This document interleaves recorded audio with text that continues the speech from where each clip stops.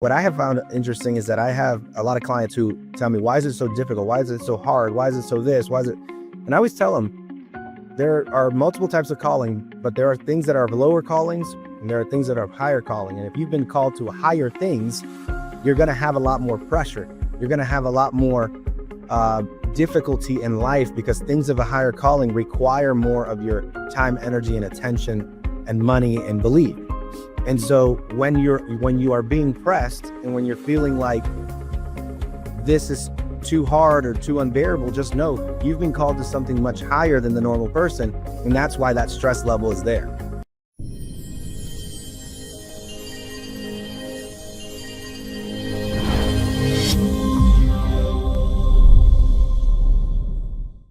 Hello and welcome to another episode of the Break Free podcast, where we're interviewing business leaders and entrepreneurs on how they are changing this world for a better place. Today, I have the pleasure to be with Louis Scott. Louis, welcome to the show. Thanks for having me. I'm looking forward to our conversation today. This podcast is brought to you by ISU Corp. Are you having trouble with your software projects? Is there a project that's taking too long or a technology you can't handle? We can help. We are ISU Corp, experts in custom software since 2005. With almost 20 years of experience, we can solve any technical problem from new businesses to satellite software. We've done it all. Let us turn your ideas into reality. Learn more about how we can help by visiting us at www.isucorp.ca. Your solution starts here. Luis, for the audience, give me this info. Where do you live? What is your full name? And what do you do for a living? Full name is Louis Scott Jr. And I used to be an attorney. So I say I'm used to be because I'm not a practicing attorney anymore. But I started a consulting business where I help law firms grow their business. And we are based out of the Atlanta area. You know, Louis, my sister is a lawyer, and she's in her late 50s. And for her to become a lawyer was a pain, a lot of schooling, a lot of exams. I can't believe that you actually don't practice law anymore, but at the same time, I admire your shift. Can you tell me why did you decide to go into the business side of law instead of staying within your practice?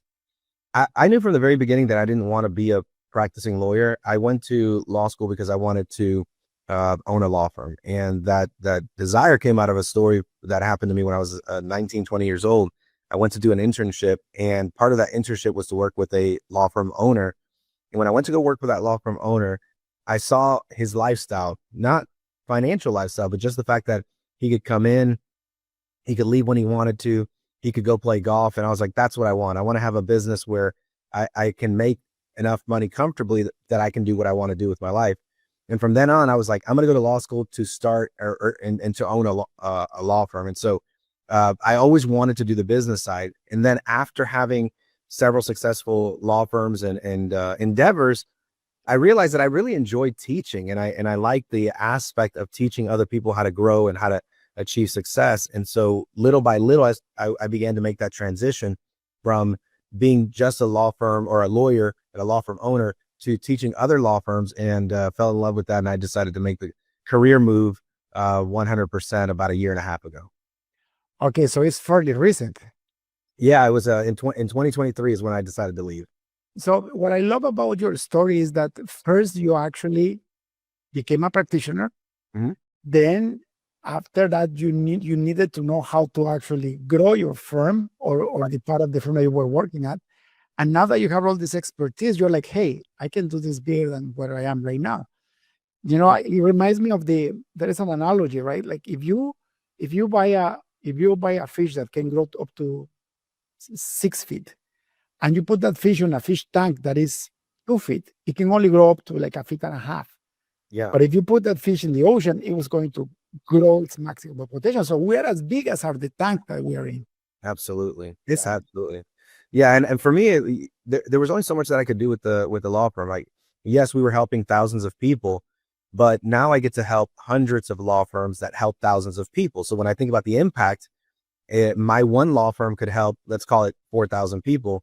but my 200 law firms that I'm now working with, if they helped 1,000 each, which some of them help a lot more than 1,000, but if they helped 1,000 each, that's 200,000 people. So I went from helping 4,000 people to helping 200 people who help 1,000 people each. So the impact, the ripple effect is just so much bigger. Luis, I love the free markets for that. I love the free world for that, because our mentality changes, right? When you live in a society like the United States or Canada, we are motivated by the amount of people we can actually service, we can help. So it's like, if you want to win, you need to make a lot of people win. Yes. And the amount of value that you have to other people will determine the amount of wealth that you can accumulate. That's the beauty. Amazing? Yeah, that's the beauty of helping other people, is that your financial upward potential is only limited by your ability to help more people. And so I love that, because I don't have a plan to stop helping more people. We want to continuously grow the network of our community. That's one of the reasons why we call it a community. We're trying to grow this community so that community can continue to make impacts in the world. And I believe that as we make that impact in the world, there's a financial benefit to us, the company, and then to me ultimately as the owner of the company. And so that's what I love about business, is that if you can be creative and you can find a way to help people, you can get paid to do that. It's amazing. Now let's go back in time, because I know that being to where you are and making the huge decision that you made is not easy. And so behind every success story, there is a beautiful trajectory. That's when all the wisdom and the knowledge occurs. So I want you to travel back in time into when your last year of high school. What were you thinking? Where were you at? Where was your soul at back then? My last year in high school, all I wanted to do was play baseball. I always tell people I'm Puerto Rican, and so I played second base, which is cliche, because if you're Puerto Rican, you play second or shortstop.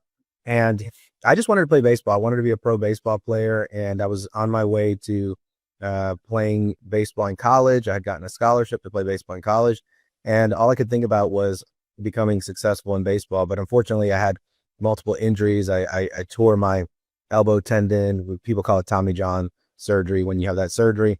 I tore my knee. I ended up having ACL surgery. I tore my hamstring. It's like I couldn't stay healthy, but all I wanted was to play professional baseball. That was my ultimate dream and goal coming out of high school.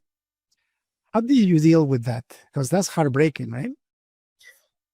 I would love to say that I dealt with it very well, but I don't know if the record of my life shows that I dealt with it very well. I went through a very long period of what I call self-diagnosed depression. Now, being on the other side of it, where I felt very down. I felt like I couldn't achieve what I wanted in life. I began to settle for only those things that were secure and not risky. And it was a very, very tough time. I actually wrote a book about it called It Has to Hurt. And the subtitle is, accepting life's journey in the midst of trials and so forth. And that was a very challenging thing, because as an 18-year-old, you don't really know how to cope with losing your dream or losing the ability to dream. It's not like in business where you can be as old as you want to be and you can still be a successful business owner. In sports were made for the young. You have to be young. I mean, even somebody as great as LeBron James is starting to realize that now at the age of 40, where he's having a hard time competing at a high level. He can still play, don't get me wrong, but he's not dominating the game like he was when he was 18. So it was a very challenging time. And what I would say is, now on the other side of it, what I think got me through was this deep desire and motivation to be great. I always wanted to be great. I always wanted to be successful. And so that's what got me up every single day, is that in the midst of going through something that was heartbreaking, I still believed that there was something great planned for me in the future. The same thing happened to me, but not in a sports context, but in a business context. I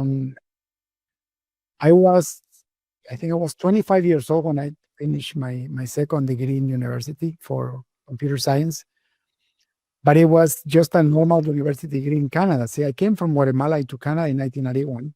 I had already gone through schooling in Guatemala for computer science, but when I landed here, nobody wanted to give me a job because I had no Canadian experience. So I enrolled again in college, and I did another 3-4 years to have a real degree in Canada. So when I finished that, I had this entrepreneurial mindset in my heart. So I'm like, okay, I had this credential, and then the government had this program where it was like an MBA type program for only software computer graduates because they wanted to push technology in the country. So I went through that 1 year.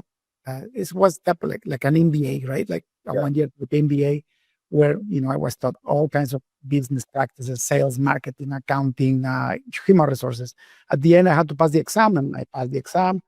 I graduated from that, and then the government gave me seed money to start my own business. Back then was $30,000. It's about $300,000 of today's money. Wow.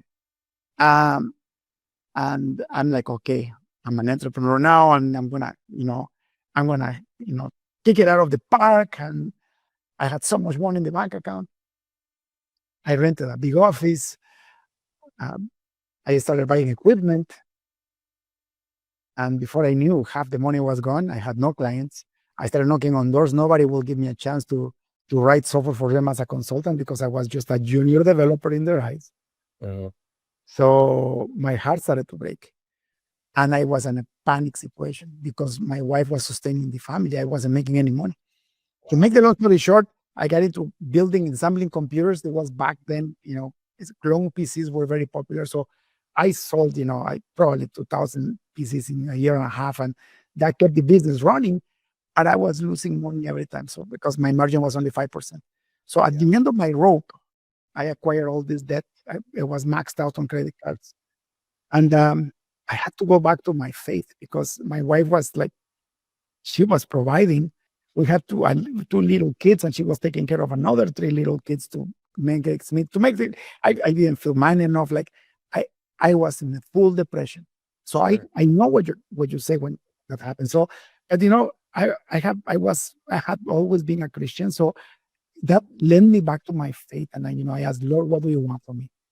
I thought it was my life career, and it wasn't. So I just surrendered and said, Lord, please get me out of this. As soon as I did that prayer, Luis, a week went by, and I happened to have a summer student that came, like a co-op student. He came with his dad, and they said, well, what about your business? Wow. And out of the blue, they asked me, how much do you want for it? And I'm like, I just want the money that I owe, right? So I was like, yeah. How about $20,000? And they're like, are you sure? Yeah. Are you sure? Yes. He wrote the check. Actually, it was a little more than that because I had credit card debt too. And I felt so happy, and it's like it was a miracle. And now I had to go face a job. But I saw that my life was not about having my own business. I thought. Little did I know that after 10 years being in the corporate world, the Lord allowed me to open my business, which I still run after 20 years. You see? But I understand exactly what you went through. And I was still a kid, right? 25 years old, 18 years old. I mean, you're really exploring how to be a man and how to make a living and how to really, what do you want out of life, right? Yeah. Yeah. I mean, when you don't have the time, maturity, or the ability to mature over time, everything seems so much more complicated. But now when I look back, when I look back now in my life, I'm not going to say I would do anything differently because who I am today is because of what happened.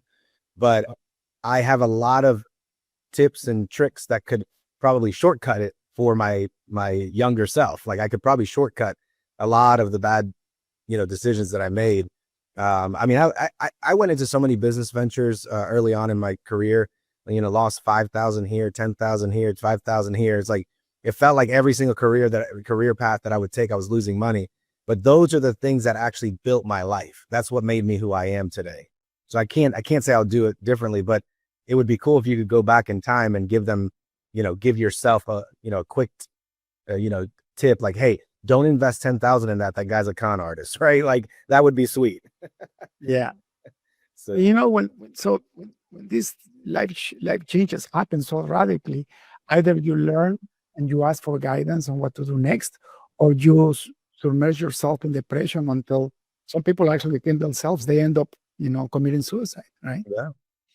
No, and it's very unfortunate because no matter what's been lost, all has not been lost. And I think people feel like if I lose this thing, I will feel like all has been lost. And many times there's so much still available to recover. The thought that used to go through my mind was, if I lost it all, I could recover. But then I lost it all and I recovered. And now I think if I lost it all, I don't want to have to go through that again. And I think that that's why people lose the hope. But the reality, you as you talk about faith, the reality is that if we have our trust and hope misplaced, we will feel like it's going to be all lost. But if we have our trust and hope properly placed, even if you lose it all, you really haven't lost it all at all. So it's a very interesting dynamic when it comes to business and entrepreneurship, and that is that we sometimes over sensationalize what we're going through, and we have to learn how to throttle back and go, look, no matter, as long as if you are still breathing, living, walking, talking, you have an opportunity to rewrite the story. And you have hope, right? Absolutely. And don't you feel also too, Luis, that I feel like you have a destination in your life that you need to reach, which is different for everybody. And as long as you are going against it, it's going to pull you back. It's going to pull you back. And no matter how stubborn you are, you end up doing what you're supposed to be doing. I mean, I think that's the story of so many people, and we try to fight against that. But what I have found interesting is that I have a lot of clients who tell me, why is it so difficult? Why is it so hard? Why is it so this? Why is it? And I always tell them there are multiple types of calling, but there are things that are of lower callings and there are things that are of higher calling. And if you've been called to higher things, you're going to have a lot more pressure. You're going to have a lot more difficulty in life, because things of a higher calling require more of your time, energy, and attention, and money and belief. And so when you are being pressed and when you're feeling like this is too hard or too unbearable, just know you've been called to something much higher than the normal person. And that's why that stress level is there. And that's the way that I redirect anything that I'm going through in life. It's like, I know that I'm going through this because I've been called to something so much greater than what everyone else has been called to. Now, there may be other people out there who have been called to great things, for sure, no doubt. But I know I have been called to great things, and therefore I'm going to have to endure things that some people don't have to endure. That is so, that is so well said, Luis. And for our listeners, I always tell my entrepreneurs and my business leaders that you cannot find a successful business leader or entrepreneur that doesn't have faith. I mean, I believe in Jesus Christ as my Lord and Savior. That's my faith. And I know that He has given me a path that I need to follow. And if I go against that path, it's going to throw me back and it's going to be painful. Yeah. But even if you have no faith in a creator, you have to have faith that whatever it is that you're going to create or embark is going to produce a positive outcome. Because, Luis, being an entrepreneur is the hardest thing that you can do in the business world, isn't it? I mean, I always explain it in a very simple way. If you did not believe that the seat you're sitting in is going to hold you up, you're not going to sit there. Mm-hmm. Who goes to sit down on a seat that they believe is going to break when they sit down? Nobody. So if you're trying to build a business and you don't believe that business is going to sustain you, you're not going to build the business properly because you don't believe it's going to sustain you. So we first have to believe that we can be sustained by the business. We first have to believe that the business can bring us the treasures of the world that we want, right? Whatever that is. I don't know. It's different for different people. Some people, they start a business, and I've had lawyers, they start their business because they want time freedom. Some people start their business because they want to make a lot of money. Some people start their business because they want to prove that they were more worthy than their previous boss who fired them, told them they were. And everybody has a different why, but at the end of the day, if you don't believe that the chair is going to hold you up, you're not going to sit in it. And if you don't believe that your business is going to hold you up, you're not going to build it properly. It all starts with belief. And you know that we don't have to kid ourselves. Every single person has to have that if you want to be a successful entrepreneur. I'm going to read this, and then I'm going to tell you where I got it from. Okay. It says, now faith is the assurance of things hoped for, the conviction of things not seen. Mm-hmm. I got this from the Bible. It's Hebrews 11:1. Yes. And but you see that is not saying this is the general definition of faith. So if you're not hoping, like if you don't have the certainty that you are going to make it in your enterprise, it's not going to happen. Yep. And then it's just the hope of things yet not seen because you haven't built it yet. But in your imagination, you know that you can do it. In your planning, in your mindset, at least you have to convince yourself that whatever it is that you want to add value with is going to have a market. Somebody's going to need it, and that you can provide it in a way that you can make a profit. Right. That's Yeah. faith. I mean, if you don't have belief, nothing is possible without the belief. You have to have the belief. If that's where it all starts. And I think when I see some of my firms that are not doing too well, that are failing, it's because they really don't have the belief that they can succeed. They believe it's too hard to get business. They believe it's too hard to get marketing going. They believe it's too hard to find employees. They believe it's too hard to turn a profit. And when you have those kinds of beliefs, you're going to develop or realize the very thing that you believe. And if it's lack and doubt, that's what you're going to get. Yeah. And so, yeah, out of what you have in your heart and your mind is what your mouth speaks. Mm-hmm. And the power of life and death is in your mouth. Yep.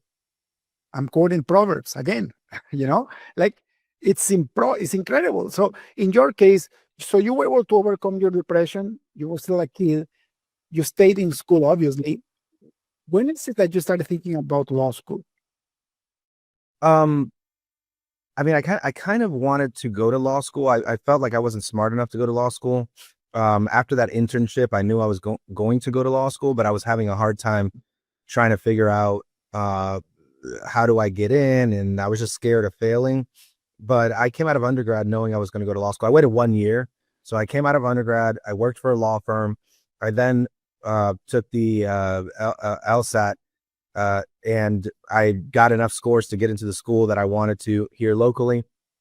And I applied, and they gave me an acceptance letter, and I immediately accepted their acceptance letter. Nice. I didn't even wait. I knew that was the school I wanted to go to. And then, the rest was history. I ended up going to law school and so forth. But yeah, I knew early on I was going to go to school. I was going to go to law school because that was as soon as I had that internship when I was 19 years old and I was still in undergrad, I knew I was going to go to law school because I wanted. Oh, so even before your failure at baseball, you already knew, like in your heart, it was set. Well, it was almost like a simultaneous thing. I was getting injured because I started college at 18. And so 18, I got my first surgery. And then 19, I got injured again. And then around 19, 20 is when I had that internship. So it was like almost a simultaneous thing. It was like an exchange. Like it was like God's hand moving me from one thing to the next thing. He was like transitioning me. Pain is an interesting motivator. It takes you, it makes it easier to transition when you have pain. I look back and I go, if I would have spent all of my time, energy, and effort trying to become a professional baseball player, and I don't get injured, my disappointment of not making it would have actually been greater. The injuries allowed me to transition. Mm-hmm. It allowed me to refocus. Now, some people get injured and they still persevere. Like I hear about people having multiple surgeries and they still make it. That happens. But in the early 2000s, having a surgery and coming back quickly was not as common now. Like now I've seen NFL players, they have a surgery and they're back 6 weeks later playing at the NFL level. Like that was unheard of back in the day. Right. Yeah. Technology in medicine has advanced a lot, right? Yes. Yeah. But it's beautiful once you know that you have a purpose in life to actually follow it and embrace it. And it's not easy either, right? Like, so you graduated school, you became a lawyer. What happened after that? So I was working at a law firm already. And so I continued working there. I became a lawyer. I eventually became the managing partner of the firm. I was there like 3 or 4 years. And then there's just a little bit of misalignment because I was young. They were, I would say, significantly older, 15 to 20 years older than I was. My partners were, and we had different goals in life. In fact, one of the partners' kids was my age. One of them had kids who had grandkids. So it was very different. I was just having my first child at the time. And so because of that, I decided to go out on my own. I started my own firm. And then 5 months later, I became a partner in another firm, and then grew that firm. And then that's when I transitioned into doing the consulting. Now, once you had your own firm and you became partner, it comes clear to me that now you were responsible for bringing business in. How did you learn that? Because most lawyers have no idea how to do. That's why you have this beautiful consultancy firm. But you're helping hundreds of law firms now, right? Multiplying your impact. But how did that come about? I was always good at sales. I was always good at sales, even pre being a lawyer. When I was in the law firm, before I became a lawyer, it's funny because I just wrote about this on Facebook. I became the business development person, and I actually took a Rolodex. Back in the day, we didn't have like electronic contact platform. It was a Rolodex. You literally rolled the thing, and there were numbers. Yeah, it was old school. And there was like 850 names on that. And I went through every single one of those names. And at the end of the month, I think I signed, it was like 15 to 20 clients at the end of the month by calling I called like hundreds of people. And I just simply said, hey, I cold called them but they were previous clients. And I would say, hey, John, Luis here from the law firm, and you were a client I know several years ago. How are things? Oh, things are good. I was just checking in on you just to see how things were going, and just to let you know we have an office in such and such. Did you go to that office? No, I didn't. Yeah, we moved there just recently. And I would chit chat with him. I was like, listen, John, I just want you to know if our business functions off referrals. If you know anybody who's been injured in a car accident, I'd love to help them too. And I did that hundreds of times, like hundreds and hundreds of times, and I got like 15 to 20 clients out of it in 1 month. And then I realized there was a trick, and that was, if you want referrals, you got to ask for them. And so that's one of the things I actually teach in my grassroots marketing is, if you want a referral, ask for the referral. And so many people, they're like, well, if you do a good job, they're going to refer. No, they're not, because they don't think about you. People are not thinking about your business. And so it's really important that you ask for a referral. So I was asking for referrals, and then that led into learning other tricks and learning other tips. And it was just like, little by little, I learned a little bit more and more and more, and eventually dealt with a multi-million-dollar budget in marketing, and then a multi-million-dollar payroll. And then just like everything, it just kind of evolved little over little. But I've always been a good salesperson because I love sales. So you were not afraid to pick up the phone and face rejection, right? I mean, I'm not going to say I don't like, I didn't have a problem facing rejection, but I also understand the need to feed my family. And I have always taken a, how do I say, a very intense approach to making sure my family's taken care of in one way or another. Like that's the one thing. Like I have an expectation for my life and my family, and I don't want to jeopardize that expectation. So it makes me do the things that I don't want to do. Even including like this morning, I had some deadlines I had to meet for some clients who are needing some things, and I wanted to make sure that I delivered. And so it's 5 o'clock. I've already worked a 12-hour day today, and I still have, I need a whole more. Yeah. No, and I have another meeting after this, and then I have another meeting after that, a client event. So this is going to be a 15-hour day for me. So but I do that, and I tell my family, like, I want to spend more time at home, and I want to spend more time with doing fun things, but somebody's got to pay for the bills. Like at the end of the day, that's somebody's responsible. Luis, is the rite of passage. Fascinating story. Number one, you're right. If you really want to be an entrepreneur, you have two options.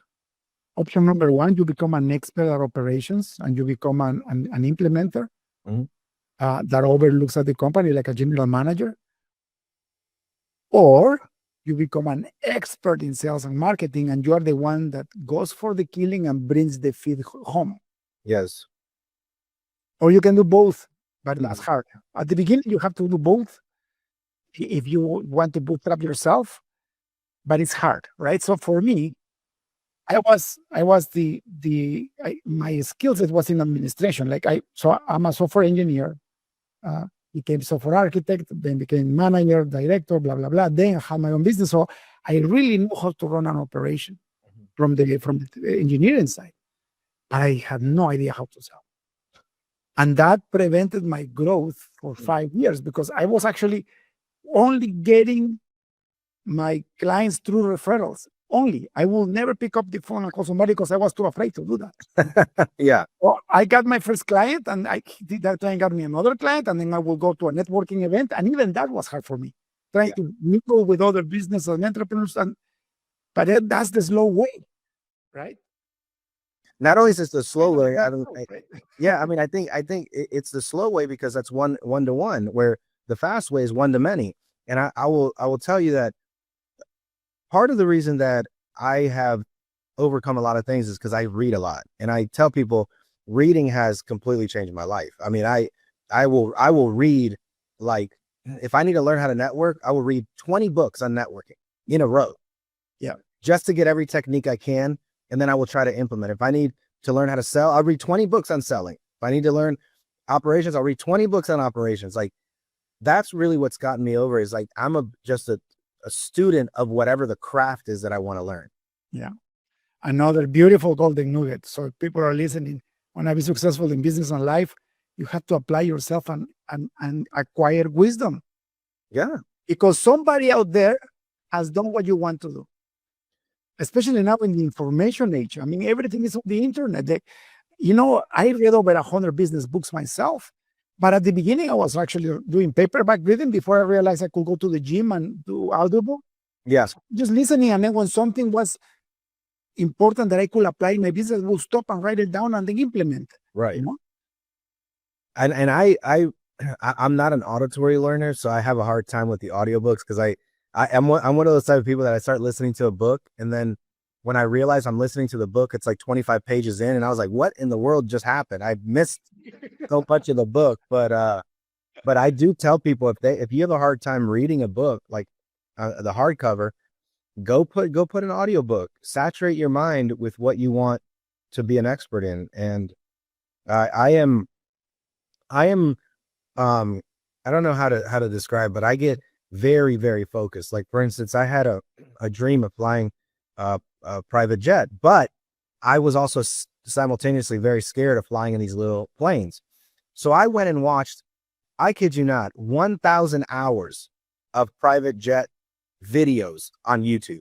Wow. Like, I'm talking about, my wife jokes with me. She's like, you are always watching jet videos. I will spend, on any given night, instead of watching a football game for 3 hours, I'll spend 3 hours watching videos of people flying planes, all kinds of planes. I've become like super educated on planes. Like, I know the type of plane that I like to fly in. I know the sizes of them, the wingspans, I know what every piece of the plane does, and the jets. I always tell people I'm like I can be an honorary pilot with no experience because I've watched so many hours. Like, when I say 1,000, like, that's not even it could be more than that. Right. It's not an exaggeration.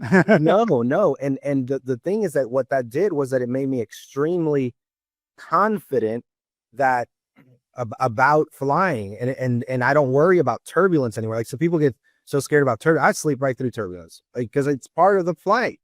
It's the waves of the wind, right? And so I think whenever you're afraid of something, network marketing, whatever, whenever you're afraid of something, when you are lacking in something that you need, and sales and marketing is one of those things that you need, you have to go out there and educate yourself so you can remove the fear and increase your confidence and ultimately get the outcome that you want, which is the prize at the end of the tunnel.